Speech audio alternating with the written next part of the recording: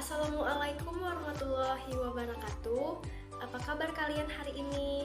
Semoga sehat selalu dan tetap bersemangat untuk mengikuti pembelajaran kimia, yakni materi kegunaan elektrolisis pada hari ini.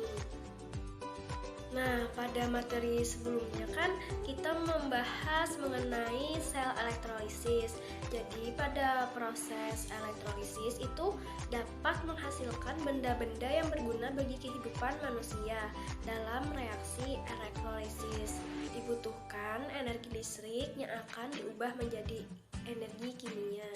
Nah, bagaimana sih reaksi kimia pada penyepuhan?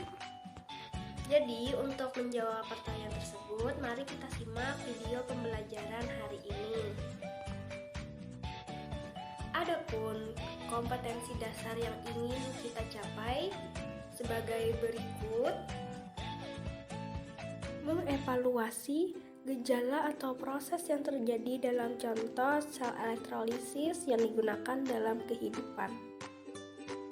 Adapun tujuan pembelajaran kita hari ini diantaranya menganalisis kegunaan elektrolisis dalam kehidupan. Kegunaan elektrolisis.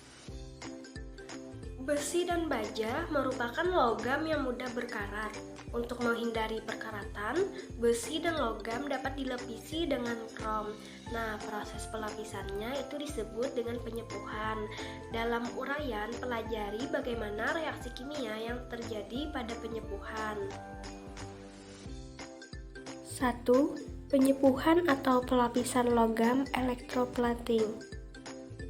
Proses elektrolisis pada pelapisan logam penyepuhan dapat berlangsung apabila pelapisnya berupa logam yang lebih sukar teroksidasi.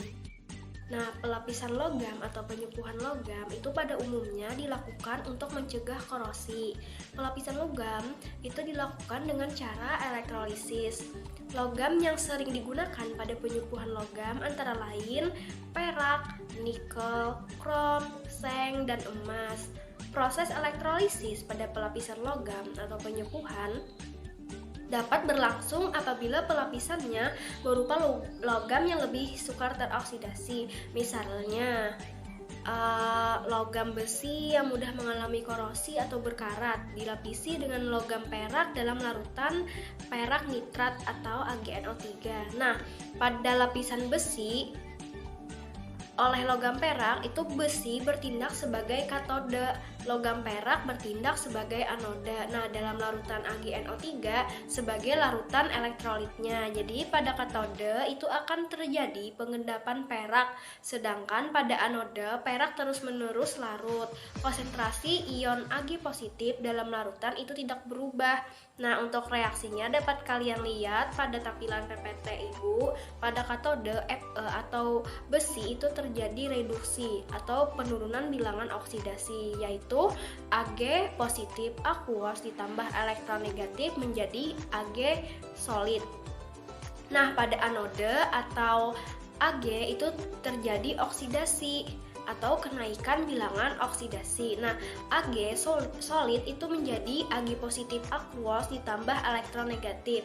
Nah, untuk reaksi selnya itu Ag itu anode menjadi Ag itu katode. 2. Pemurnian logam. Pemurnian tembaga dapat dilakukan dengan cara elektrolisis. Tembaga yang dihasilkan dengan cara meleburkan senyamannya dalam tanur tertutup belum murni. Nah, pemurnian tembaga dapat dilakukan dengan cara elektrolisis. Elektrolisis dilakukan dalam larutan tembaga 2-sulfat atau COSO4 dengan menggunakan dua jenis elektrode tembaga. Tembaga yang sudah murni itu digunakan sebagai katode, sedangkan tembaga kasar digunakan sebagai anoda. Pada katode terjadi reduksi ion tembaga murni, dan pada anoda terjadi oksidasi tembaga kasar menjadi ionnya. Nah, ion tembaga dari anoda itu akan mengalir ke katoda dan membentuk endapan tembaga yang sudah murni. Nah, lama-kelamaan kotoran yang terkandung dalam tembaga kasar itu akan jatuh ke dasar bak elektrolisis. Nah, untuk reaksi pemurnian tembaga dapat dilihat pada layar PPT.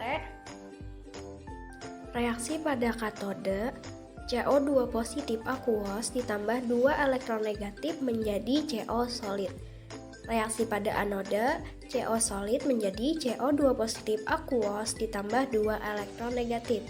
Reaksi sel, CO solid menjadi CO solid juga. Nah, untuk yang di sebelah kiri itu tembaga kasar, yang sebelah kanan tembaga murninya. 3. Pembuatan unsur dan senyawa.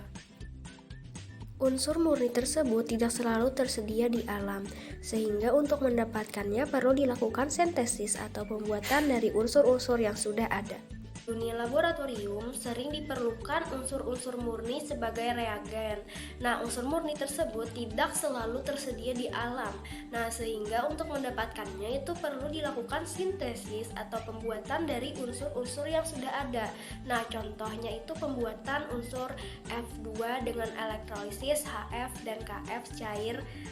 Dan yang kedua contohnya itu pembuatan NaOH dari elektrolisis larutan NaCl. Nah, untuk reaksi elektrolisisnya dari pembuatan F2 dapat dilihat pada layar. Pada katode, 2H positif aqueous ditambah 2 elektron negatif menjadi H2 gas. Pada anoda, 2F negatif aqueous menjadi F2 gas ditambah 2 elektron negatif. Reaksi sel, 2HF aqueous menjadi H2 gas ditambah F2 gas. Nah, untuk pembuatan NaOH, reaksi elektrolisisnya dapat dilihat pada layar. 2 NaCl ditambah 2 H2O dielektrolisis menjadi 2 NaOH ditambah H2 ditambah Cl2, yang mana 2 NaOH dan H2 itu sebagai katoda dan Cl2 sebagai anoda.